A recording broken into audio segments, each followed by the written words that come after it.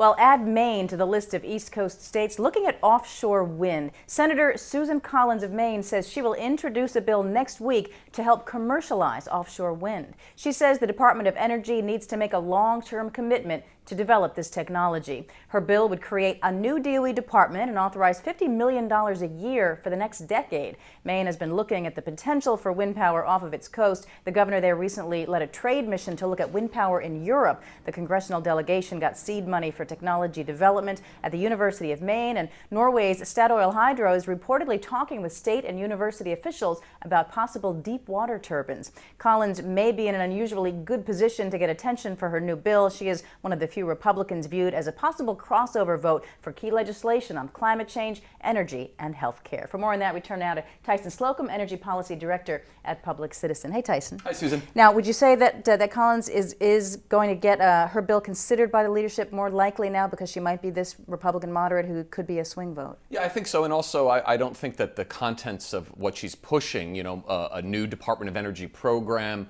along with some money, it's not really that controversial. The Obama administration, Democratic leadership has already shown a very strong support for renewable energy and how best to promote it. And you've got massive offshore wind capabilities, particularly in Maine, stretching all the way down to North America. Maybe she should use this bargaining power for something else then. Right. Yeah, because I think that this is not really going to be that controversial of an issue. So what kind of cards does she hold here? We're hearing, she can get anything done right now because of the position she holds here. Right. Well, I mean, she's been talking about utilizing offshore wind because of the huge potential off of her state, Maine.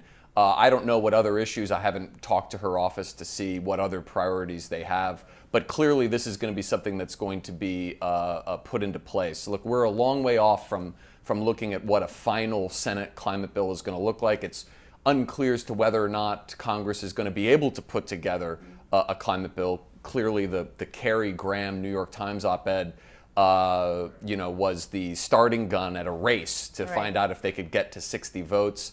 And that op-ed basically said that those votes were going to be up for sale in terms of what would be considered to be put into the bill. Well, what about the treatment Lindsey Graham got by other Republicans for his dealings there with John Kerry now? Could that deter others from doing the same? Possibly, but I think that you're going to see more of an inclination of senators to try to work collaboratively for some sort of deal. I think that especially when you start combining popular items on the energy front that will make swallowing some of the bitter portions of a climate portion of the bill a little easier to swallow. So I think a lot remains to be seen. It depends upon what exactly happens in Copenhagen. I think it also depends upon what happens in early 2010 or in March when the EPA really starts rolling out its proposed regulations. So there's a lot of unknowns here, but I do think you are going to see some cooperation by some key Republicans. Are you seeing other moderates using bargaining power, or do you know what they're bargaining for? Not yet, but I mean, clearly nuclear power is going to be a big issue. Offshore drilling, coal. I think that there's going to be a lot of other regional issues that are going to be in play. I mean, that Kerry Graham op-ed really set the bar in terms of inviting all senators to name their price for a vote. So could this particular situation for Collins get her bill pushed further? I mean, then we need to talk about the bill if it's actually going to move, for whatever reason. Right, I think so, and I think there needs to be some additional elements to her bill. I think that we don't yet know how the Minerals and Management Service new regs that were announced in April about siting issues, it hasn't been tested yet, and I think you're going to see some congressional input on that process. I mean, how does this wind proposal, she's talking about a new department at DOE for offshore wind, fit into what the DOE is doing already? Well, I think right now you've got general energy efficiency programs at DOE, and then you've got the research and development by the various laboratories at the Department of Energy.